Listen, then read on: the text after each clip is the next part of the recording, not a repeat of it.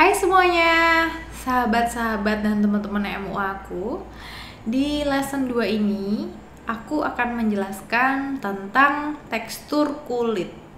Jadi tekstur kulit ini merupakan obstacle, tapi itu juga merupakan hal yang wajar ada di kulit klien kita, kulit semua orang di dunia ini.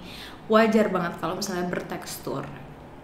Mungkin karena memang beauty standar dari kecantikan itu yang kita lihat di sosial media, di foto adalah hasil retouching atau hasil foto yang udah di enhance. Jadinya beauty standar orang-orang itu berkulit halus, mulus, lembut seperti pantat bayi tanpa pori. Tapi itu tuh kenyataannya tuh nggak mungkin. Namanya orang pasti ada tekstur kulitnya, dan itu adalah hal yang normal dan hal yang wajar. Seperti itu. Akan tetapi sometimes kita sebagai MUA tuh kayak diwajibkan gitu loh, diwajibkan dan bukan diwajibkan, kayak klien atau yang pakai jasa kita itu tuh berekspektasi kalau tekstur itu harus bisa dihilangkan atau ditutupi dengan make up. Padahal make up itu hanya bisa menyamarkan warna tapi nggak bisa menyamarkan tekstur. Misalnya yang dimaksud tekstur di sini adalah, sorry aku sambil lihat catatan, yang termasuk tekstur kulit itu antara lain keriput, smile lines, jadi dipecah di bagian sini kalau misalnya make up kayak gitu. Itu kenapa? Karena ya tekstur kulitnya memang ada smile linesnya, dan mungkin smile linesnya dalam sehingga make upnya masuk ke smile lines itu kayak gitu. Terus bopeng, bekas jerawat yang dia scarsnya itu membuat imperfection dengan kayak berbentuk jeglongan-jeglongan. Kulit aku juga ada di sini nih, kalau misalnya kalian mau lihat. Aku pun punya bopeng dan itu wajar, sangat wajar, karena memang setelah kalian sembuh dari jerawat tuh beda-beda ya setiap kulit orang. Ada yang dia baik-baik aja, mulus-mulus aja, ada yang bopeng-bopeng, ada yang menghitam kayak gitu, dan that is normal. Jadi jangan kalian jangan mempressure diri kalian sendiri melakukan sesuatu yang tidak mungkin kalian lakukan dengan menghapus tekstur itu atau menghilangkan tekstur itu. Itu benar-benar impossible banget, karena MUA tuh memang tidak berkapasitas untuk itu gitu loh. Emang kapasitasnya bukan untuk menghilangkan tekstur. Kalau misalnya kalian ingin menghilangkan tekstur ya ke dokter estetik gitu, ke dokter spesialis SPKK, dokter spesialis kulit kayak gitu. Terus apalagi sih yang termasuk tekstur di samping hal tadi? Jerawat itu juga termasuk tekstur, karena kadang kan dia ada bumps atau dia menjendol kayak gitu. Itu juga tekstur kulit. Terus habis itu bekas jerawat. Bekas jerawat baik berupa tadi bopeng maupun dia misalnya agak menghitam, terus dia agak nonjol sedikit, bekas jerawatnya belum benar-benar sembuh kayak gitu. Itu juga termasuk tekstur. Fine lines yang ada di wajah itu juga termasuk tekstur. Dan kalau misalnya klien kadang tuh berekspektasi lebih, kalau misalnya pas lagi on the spot emang susah sih ngasih tahu, karena kadang kan orang memang tidak teredukasi dengan baik. Nah, tugas kita sebagai MUA tuh apa sih? Ya kita mengedukasi klien, kita mengedukasi teman-teman MUA kita supaya tidak mempush atau mempressure diri para MUA melebihi apa yang mampu dikerjakan gitu loh, mampu dikerjakan. Jadi tidak melebihi kapabilitasnya, karena memang kita tidak capable untuk menutup atau menghilangkan tekstur, teman-teman. Jadi namanya tekstur itu ya memang dia ada di situ. Kenapa? Bukan karena tidak dirawat, karena memang itu hal yang normal, hal yang wajar terjadi. Bisa nggak dihilangkan? Bisa. Gimana caranya? Dirawat, bukan ditutup dengan make up, tapi dirawat kulitnya. Misal kalian ada bumps atau jerawat, kalian pingin bumps itu hilang, nggak ada jendol lagi. Make up cuma lapisan, cuman sekedar dia melapisi. Kalau merah bisa jadi coklat, ketutupan foundation, ketutupan bedak. Tapi bisa nggak jendolnya hilang seketika? Ya nggak bisa kan. Gimana cara ngilangin jendol? Ya pakai obat jerawat, pakai acne patch, disuntik jerawatnya, injeksi jerawat ya gitu. Itu baru bisa. Jadi gimana? Dirawat kan? Iya, pakai skincare kayak gitu. Kalau misalnya dengan make up ya nggak bisa. Makanya jangan terlalu nge-push diri kalian, kayak misalnya, Mbak, aku make upnya crack sih Mbak. Nah, itu juga harus kalian edukasi klien kalian atau followers kalian di Instagram, misal kalian sering-sering bikin story tentang tekstur kayak gitu, supaya mereka tuh menyadari bahwa hal itu merupakan hal yang mustahil dilakukan oleh MUA. Nih aku mau ngasih tahu kalian suatu case ya. Jadi aku punya kebiasaan naik-naikin alis gini. Kalau ngaca naikin alis, terus kalau kayak pencet-pencet komedo gitu tuh gini aku sambil naikin alis. Memang itu udah kebiasaan gitu loh, udah hal yang tanpa sadar aku lakukan kayak gitu. Jadi aku punya 3 garis halus, tanda penuaan sih memang itu, di sebelah sini karena kebiasaan aku yang suka naik-naikin alis sehingga jidat aku tuh berkerut.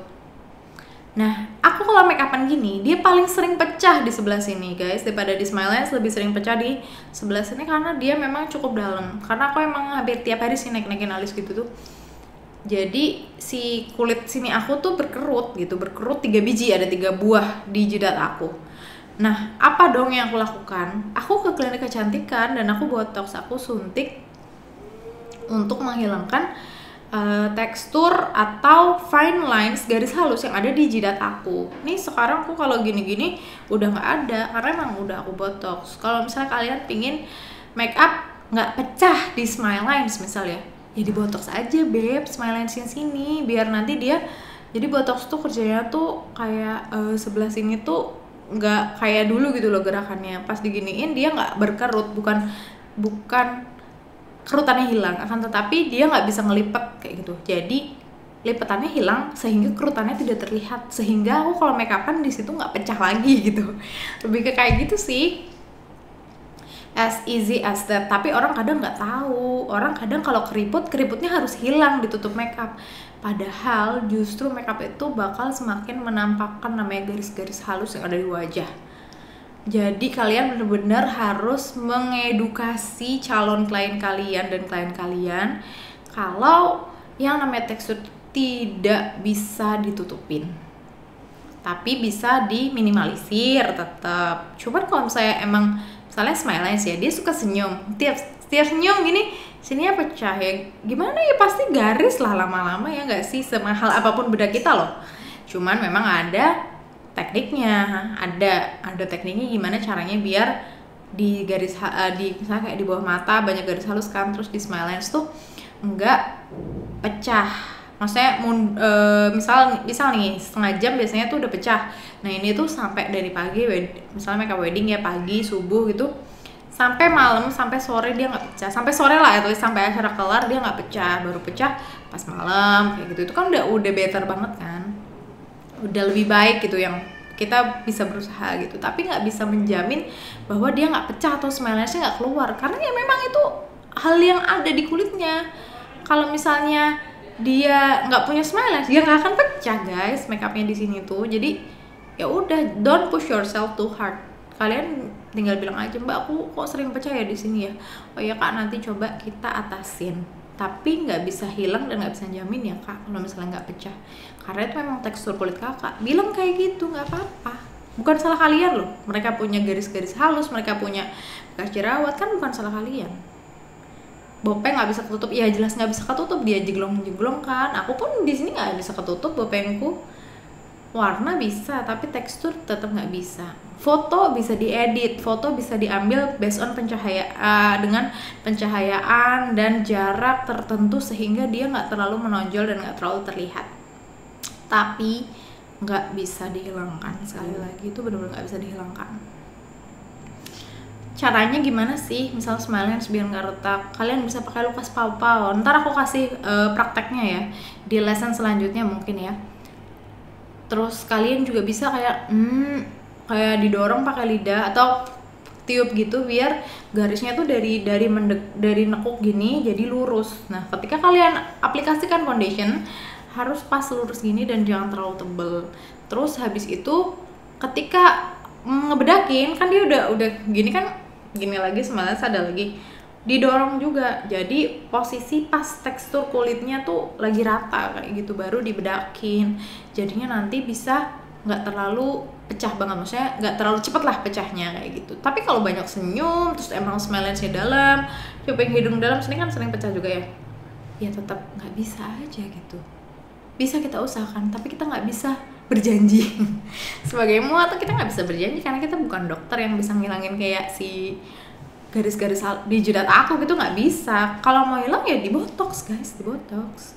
Terus kalau misalnya jerawat mau hilang, udah mendekati hari H pernikahan, suntik aja jerawatnya biar langsung kempes. Karena kan kalau disuntik kan besoknya udah kelar kan kempes dia. Terus kalian misalnya bopeng nih kayak aku yang sebelah sini, kemarin aku habis PRP, jadi darah aku diambil. Terus abis itu si plasmanya darah itu kayak darah dipisahin kan, ada sel darah merah, sel darah putih, sama paling atas plasma yang ada kuning-kuning gitu warnanya. Itu plasmanya diambil terus disuntikin ke sini. Besoknya hilang bopengnya. Cuman ya lama-lama dia kayak sebulan gitu udah kembali lagi, tapi nggak ngejeglong, nggak sedalam yang kemarin-kemarin. Jadi better gitu.